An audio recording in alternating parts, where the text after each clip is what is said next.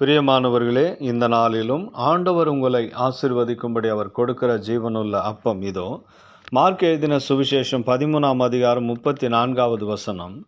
ஒரு மனுஷன் தன் வீட்டை விட்டு பிரதேசத்திற்கு பிரயாணம் போக எத்தனைக்கும் போது தன் ஊழியக்காரருக்கு அதிகாரம் கொடுத்து அவனவனுக்கு தன் தன் வேலையை நியமித்து விழித்திருக்கும்படிக்கு காவல் காக்கிறவனுக்கு கற்பிப்பான்.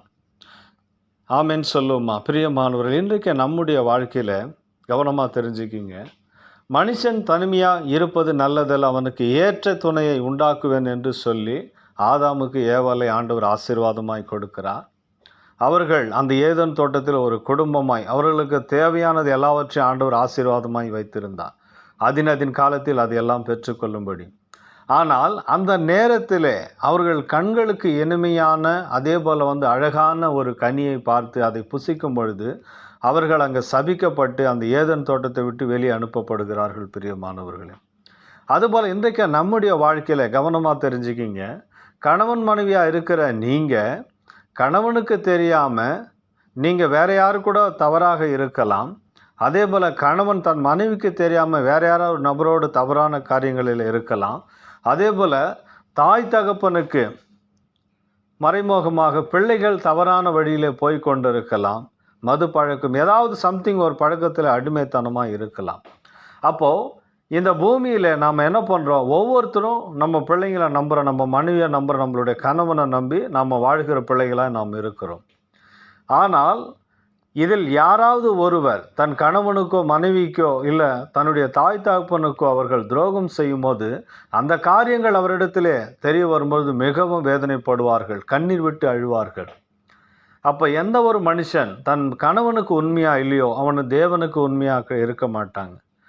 எந்த ஒரு கணவன் மனைவிக்கு உண்மையாக இல்லையோ அவன் தேவனுக்கு உண்மையாக இருக்க முடியாது. எந்த பிள்ளைகள் தாய் தகப்பனுக்கு உண்மையாக கீழ்ப்படியாமல் இருக்கிறாங்களோ தேவனுக்கு அவர்கள் கீழ்ப்படியாத ஒரு பிள்ளைகளாய் தான் இருப்பார்கள். ஸோ இப்படி ஒரு காரியங்கள் இருக்கும் பொழுது நம்முடைய வாழ்க்கையில் ஒரே ஒரு காரியம் மாத்திரம்தான், சாபம் மாத்திரம்தான் சேரும். ஏனெனில் ஒரு காவல் காக்கிற இந்த பூமியில் நீங்கள் நமக்கு கொடுக்கப்பட்ட மனைவி, பிள்ளைகள், குடும்பம் எல்லாவற்றையும் என்ன பண்ணோம்? ஒவ்வொரு நாளும் ஆண்டவருடைய பரிசுத்தமான வழியில் வழிநடத்துகிறவர்களாய் நீங்கள் இருக்க வேண்டும். அதை விட்டு அவருடைய விருப்பத்தின்படி நீ உன் விருப்பத்தின்படி வாழ்ந்தால் உன் குடும்பமானது இந்த பூமியிலே சபிக்கப்பட்டதாக இருக்கும். பிரியமானவர்கள், ஏன் அப்படின்னா அந்த காவலாளி கண் விழித்து தான் வீட்டை ஒழுங்காக பார்த்துக்கிட்டான் அப்படின்னா கொள்ளைக்காரனோ இல்லை வேறு ஏதாவது பாம்பு எந்த ஒரு காரியமும் வீட்டுக்குள்ளே வரவே வராது. ஆனால் தான் விருப்பத்தின்படி நல்லா சாப்பிட்டு காவல் காக்காமல் படுத்து நல்லா தூங்கி எழுந்துட்டு போனோன்னு வச்சிங்களா, அந்த வீடு கொள்ளையடிக்கப்பட்ட ஒரு வீடாக இருக்கும். அது ஒரு சபிக்கப்பட்ட ஒரு வீடாக இருக்கும்.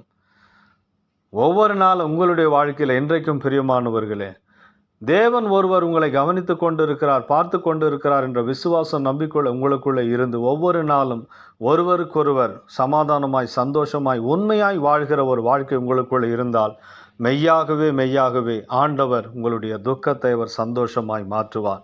உங்களை ஆசீர்வதித்து உங்களுடைய பேரை அவர் பெருமைப்படுத்துவார்.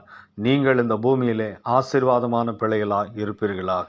இயேசுவின் நாமத்தினால் உங்களை ஆசீர்வதிக்கிறேன். ஆமேன், ஆமேன், ஆமேன். God